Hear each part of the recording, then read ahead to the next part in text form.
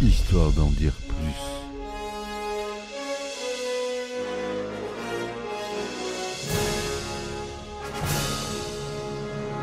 Eh ben attendez, on est en France. Allez, cul sec. Hop.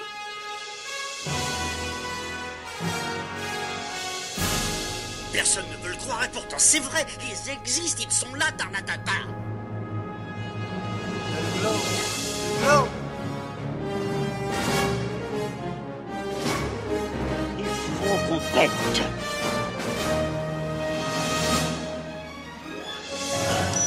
Voyons, circuit branché, convecteur temporel temporisé.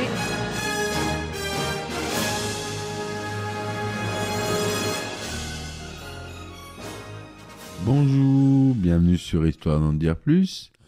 Aujourd'hui, on parle d'un blockbuster qui a marqué les esprits puisque c'est un des tout premiers très gros blockbusters des années 90. Un film de Roland Emmerich. Vous aurez sûrement reconnu Independence Day. Allez, c'est parti mon kiki, on y va. Donc Independence Day, un film qui est sorti déjà depuis plus de 30 ans maintenant, puisqu'il est sorti en 96, avec Will Smith, Bill Pullman, Jeff Goldblum, Mary McDonnell, Randy Quaid, d'une durée de 145 minutes. Il nous propose de l'action, des effets spéciaux saisissants, des scènes mémorables telles que la destruction de la Maison Blanche par des extraterrestres, etc., etc.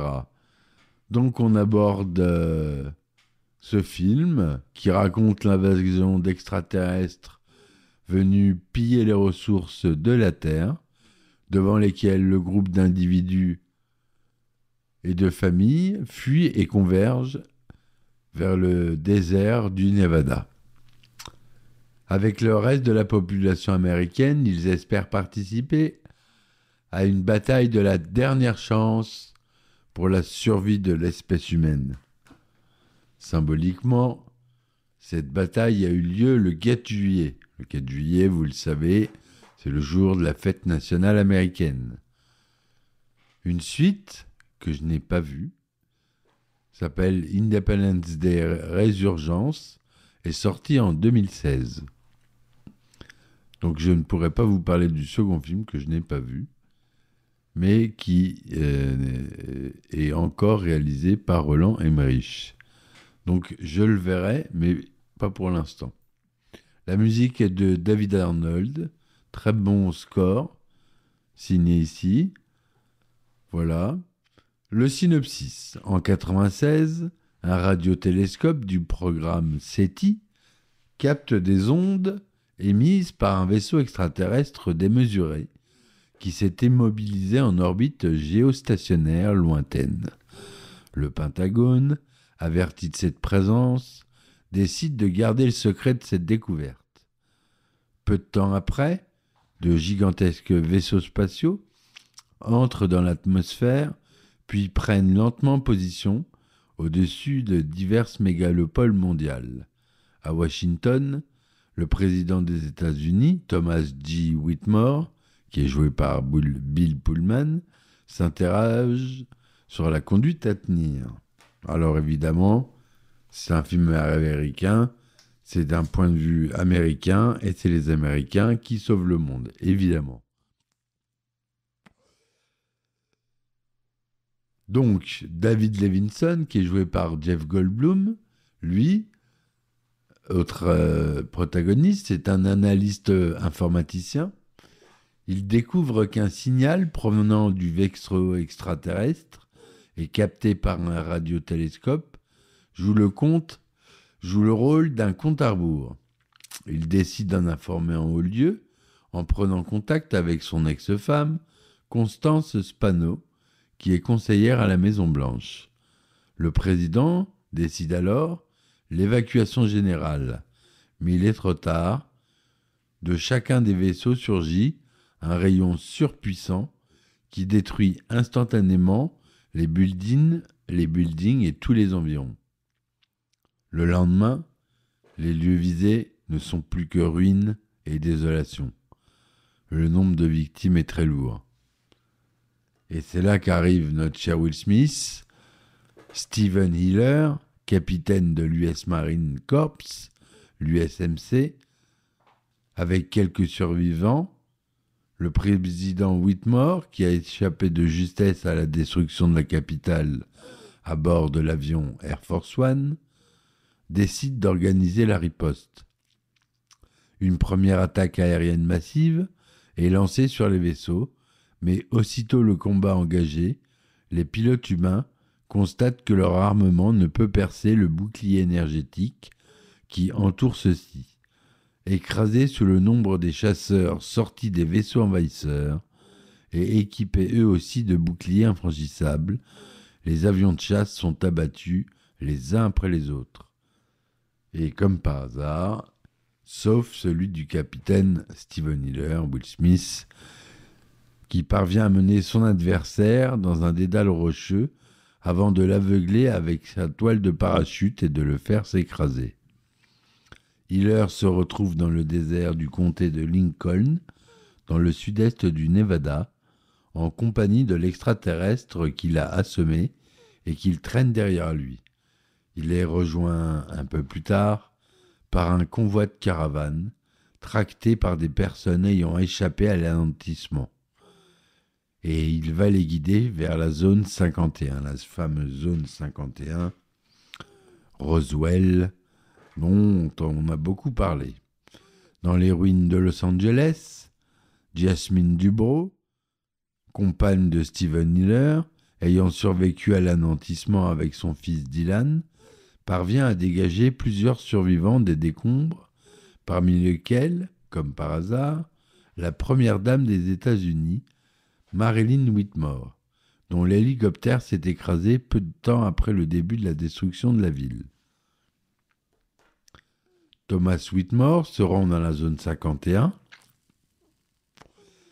Il y apprend alors que ce n'est pas la première fois que les humains se sont confrontés à ces extraterrestres.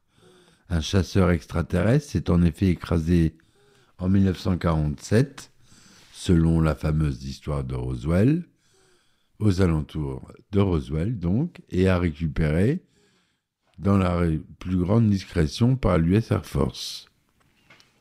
De le laboratoire médical de la zone 51, des scientifiques entament l'ouverture de la combinaison biomécanique de l'extraterrestre capturé par Steven Hiller, toujours inconscient et tenu pour mort. Mais l'opération se transforme en désastre car l'extraterrestre se réveille soudain et tue les scientifiques présents par télépathie. Après une tentative de négociation infructueuse, l'extraterrestre est abattu alors qu'il tente de tuer le président américain. Ce dernier, ayant perçu quelques bribes du PC et des intentions belliqueuses de l'espèce extraterrestre, décide d'utiliser l'arme nucléaire pour détruire le vaisseau au-dessus de Houston.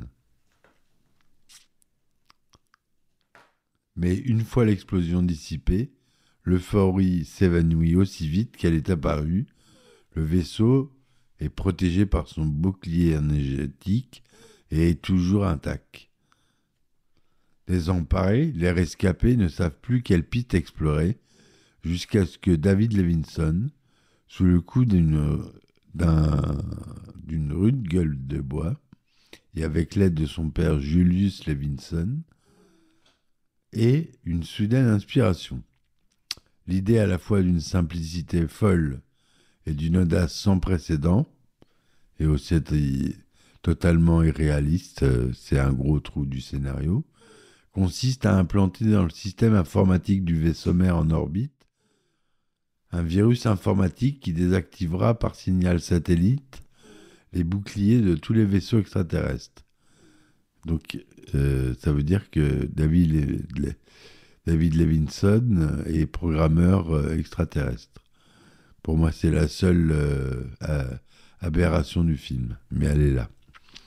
Steven Hiller et David Levinson se portent volontaires pour piloter le chasseur extraterrestre détenu dans la zone 51, est réparé par les scientifiques pour accéder au vaisseau mère et pour y mettre le virus.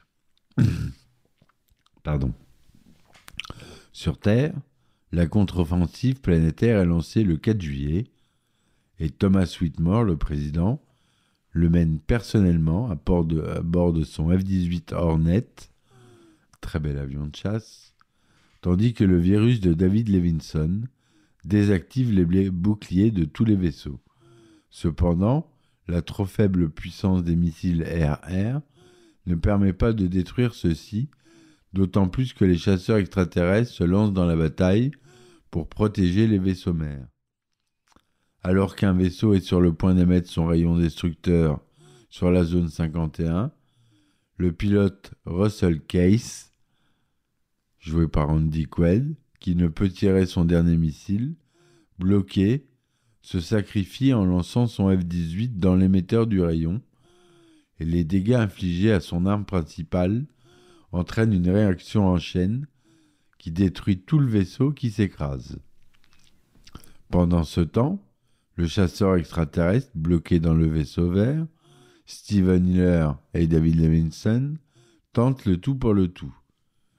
Après avoir tiré un missile pourvu d'une ogive nucléaire de très forte puissance qui s'est fichu dans la structure du vaisseau, ils parviennent à se délivrer du dispositif qui retenait le chasseur et à quitter in extremis le vaisseau mère avant que l'explosion nucléaire le désintègre. Steven Hiller et David Levinson, qui se sont écrasés dans le désert à leur retour, sont rejoints par Thomas Whitmore et leur épouse respective et assistent à la chute de débris du vaisseau mère. Pendant ce temps, on voit l'euphorie des autochtones de chaque région du globe, avec des vues sur des monuments ou paysages célèbres. On voit le Kilimandjaro, la pyramide de Gizeh, la Chine, la France. Bref, tout le monde est heureux grâce aux États-Unis, ainsi que des vaisseaux aliens en flammes qui se sont écrasés à côté. Voilà pour l'histoire, mes amis. Alors, c'est un scénario qui n'a rien d'exceptionnel, je vous l'accorde, mais le traitement était bon et c'est un bon film popcorn. Voilà, j'appellerais pas ça un chef-d'œuvre, hein. Roland Emmerich n'est pas réputé pour ça. Mais c'est un bon réalisateur et il amène une bonne histoire. C'est un bon film popcorn, comme j'aime le dire. Il est devenu culte depuis, et ça c'est sûr. Le titre original, donc, c'est Independence Day. En français, c'est Independence Day, le jour de la riposte. C'était écrit tellement petit que tout le monde se souvient que de Independence Day. Le titre québécois, c'est le jour de l'indépendance. Hein. Ils traduisent en général littéralement le titre en français. Donc Roland Emmerich à la réalisation ainsi qu'au scénario accompagné de Dean Devlin. La direction artistique est faite par William James Teagarden. Qui sait que d'autres qu'on a en production déléguée, on a toujours Roland Emmerich avec Huth Emmerich, son épouse, et William Fay. C'est produit par la Centropolis Entertainment, présenté par 20th Century Fox, et c'est distribué par la 20th aux États-Unis et UGC Fox pour la France. Le budget est de 75 millions de dollars, ce qui paraît peu par rapport au AAA d'aujourd'hui. Les films, les blockbusters d'aujourd'hui, on est dans les 150 minimum.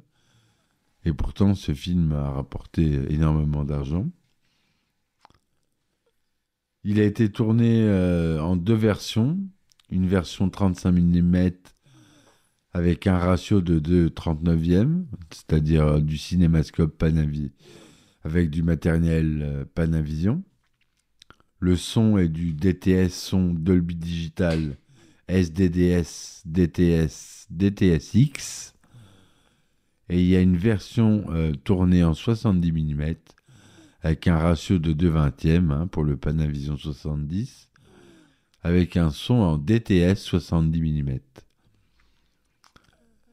La durée, on l'a dit, est de 145 minutes, mais on a une version longue allongée jusqu'à 154 minutes. La première mondiale du film a eu lieu à Hollywood, en Californie, le 26 juin 1996, pour une sortie nationale, évidemment, le 3 juillet 1996, c'est-à-dire le jour précédent, la fête nationale. Pas malin les producteurs. En France, ça nous était totalement égal, puisqu'il est sorti le 2 octobre 1996.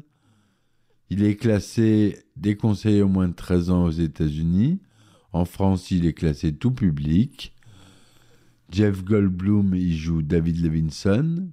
Will Smith y joue le capitaine Steve Hiller, doublé par Serge Falliou, le doubleur original de Will Smith. Bill Pullman y joue Thomas J. Whitmore. Margaret Collin, sa femme Constance Spano, pas sa femme, pardon. Randy Quaid, le pilote qui se sacrifie à la fin. Mary McDonnell joue la première dame Marilyn Whitmore. Voilà ce qu'on a. On a pas mal d'acteurs qu'on a vus souvent. On a Harry Connick Jr. qui joue aux côtés de Will Smith, capitaine Jimmy Widler. Une de ses premières incursions dans le cinéma, une de ses seules à ma connaissance. Voilà. Pour le développement, Roland Emmerich et Dean Devlin ont l'idée du film lors de la promotion de Stargate, la porte des étoiles, imaginant l'impact qu'aurait l'arrivée de gigantesques vaisseaux extraterrestres à travers le monde. Ils écrivent un scénario en 30 jours et le soumettent au studio, dont Fox, qui achète le projet et accepte de le financer pour un budget de 69,5 millions de dollars. Donc il y aura un petit dépassement puisque j'ai annoncé 75. Emmerich et Devlin comptent finir le film avant Mars Attacks de Tim Burton, qui parodie le genre et devrait sortir en août 96. Oui, eux jouaient pas sur la fête nationale. Le titre du film, Independence Day, est donc choisi pour fixer la sortie, comme je vous l'ai dit, pour la fête nationale. Kevin Spacey est envisagé jouer pour le rôle du président Whitmore, qui revient finalement à Bill Pullman. Le personnage est modifié en conséquence pour le rendre bien intentionné dès le début du film. Le studio est très réticent que Will Smith joue le pilote, car l'acteur n'est pas assez connu à l'international. Pour imposer son choix, Emmerich menace d'amener le projet à Universal. Alors le tournage s'est fait à peu près dans tous les États-Unis. Il y a eu même en Suède, en Islande, en Égypte, en Tanzanie, en Australie. Roland Emmerich encourage les acteurs à improviser des répliques non prévues par le scénario. C'est notamment le cas de la scène où Will Smith traverse le désert de sel. Pour donner de la spontanéité au discours du président, Bill Pullman s'inspire de celui de Robert Kennedy à la suite de l'assassinat de Martin Luther King. La fin d'origine montrait Russell Case, le pilote qui donne sa vie, détruire le vaisseau ennemi à bord de son biplan, le pilote ayant été rejeté par les militaires avant la bataille. À la suite d'une réaction hilare du public lors d'une projection test, la fin fut modifiée peu avant la sortie du film pour que le personnage combatte dans un F-18 à la place de l'appareil qu'il a l'habitude de conduire. C'est un biplan pour répandre de l'engrais sur les champs. Voilà, c'était la petite anecdote. La bande originale est bonne. Elle est composée d'une quinzaine de morceaux. Rotten Tomatoes donne 65% au film pour 71 critiques. Allociné lui donne que 2 étoiles et demie. parce généralement, il a reçu une mauvaise critique des journaux français. Hein. Vincent Ramy, dans sa critique de Télérama, voit dans le film une monumentale connerie, recyclage ranci d'aliens, rencontre du troisième type et autres croisières du Poséidon. Jean-Luc Wachausen, dans Le Figaro, résumait le film en 2h20 de trucage, d'images de synthèse, de combats gigantesques qui renvoient la guerre des étoiles et Top Gun au rang de charmants gadgets. Et Yann Tobin, dans Positive, jugeait que la niaiserie du scénario n'a d'égal que sa valeur symbolique et sociologique dans sa culture du politiquement correct. Il n'a pas tort, enfin, au sujet de la niaiserie du scénario, il n'a pas tort, parce que c'est encore les Américains qui sauvent le monde, et toujours comme d'habitude. Mais les critiques ont été assez dures. Mais c'est normal, pour à peu près tous les films populaires, les films popcorn, les critiques sont assez difficiles. Le film a quand même rapporté quasiment $1 milliard, puisqu'il rapporte 817 400 891 $, un des plus gros succès au monde, et surtout à l'époque. Le film ressort en 2010 dans une version longue édition spéciale, avec 8 minutes de scènes supplémentaires. Il a eu quand même l'Oscar du meilleur effet visuel et meilleur son, nommé au Saturn Awards, un Amanda Awards en Norvège, Award of the Japanese Academy, nommé, BAFTA Film Award nommé, Blockbuster Entertainment Award pour Will Smith, MTV Movie Award meilleur baiser pour Will Smith et sa femme Vivica A. Fox, qui est jouée par Vivica A. Fox. À l'époque, il n'était pas encore avec sa compagne d'aujourd'hui, dont je viens d'oublier le nom. Voilà, vous m'en voulez pas. Dans le commentaire audio du film, Roland Emmerich et Dean Devlin revendiquent l'influence de Star Wars, notamment pour la scène d'ouverture avec le vaisseau mère qui s'avance en contre-plongée vers la Terre. Dans le van de Russell Case, Troy, le plus jeune fils, regarde une scène du film Le jour où la Terre s'arrêta, 51, que j'ai couvert, dont je vous invite à écouter le podcast sur ma chaîne, à la télévision, dont la réception est perturbée par les signaux de communication des extraterrestres. L'idée de grands vaisseaux extraterrestres survolant les capitales du monde, ainsi que la scène où une adolescente se voit proposer de perdre sa virginité avant la fin du monde, sont clairement inspirées par la mini-série V, diffusée au début des années 80. L'image d'un ovni caché par un grand nuage renvoie à la rencontre du troisième type de Steven Spielberg. Lorsque le capitaine Steve Hiller arrive à la base de la zone 51, avec un extraterrestre encore en vie, l'un des intervenants dit « Guess who's coming to dinner ?»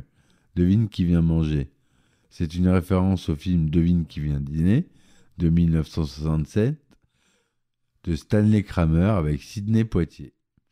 Lorsque David et Steve s'installent dans le vaisseau afin d'implémenter le virus dans le vaisseau mère, David installe son ordinateur portable et au moment de se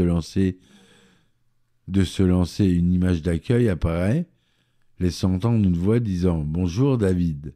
Cette voix et l'image d'accueil sont des références au film 2001 L'Odyssée de l'espace de 68 de Stanley Kubrick et son personnage HAL 9000, l'image d'accueil et l'œil rouge de HAL 9000.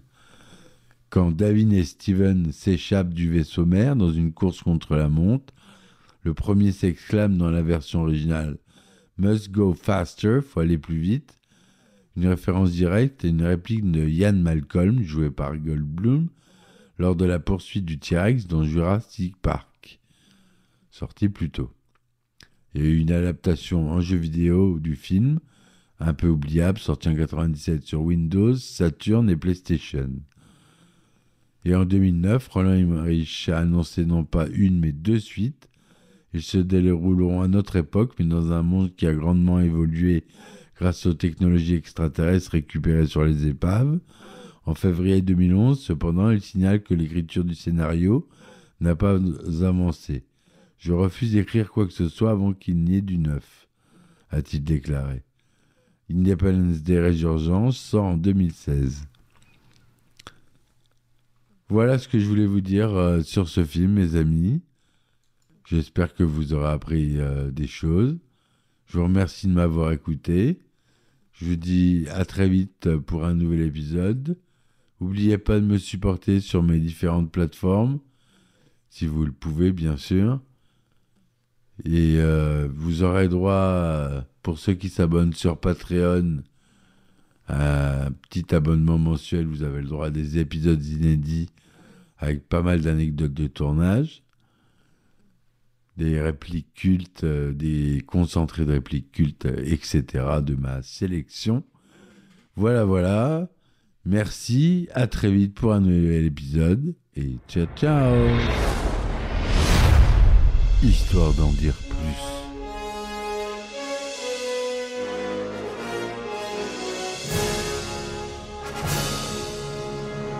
Eh ben attendez, on est en France. Allez, cul sec. Hop.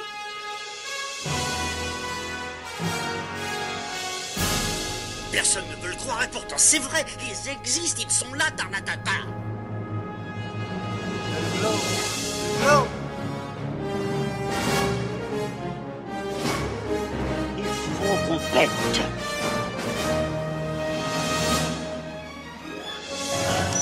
Voyons, circuit branché, correcteur temporel temporisé.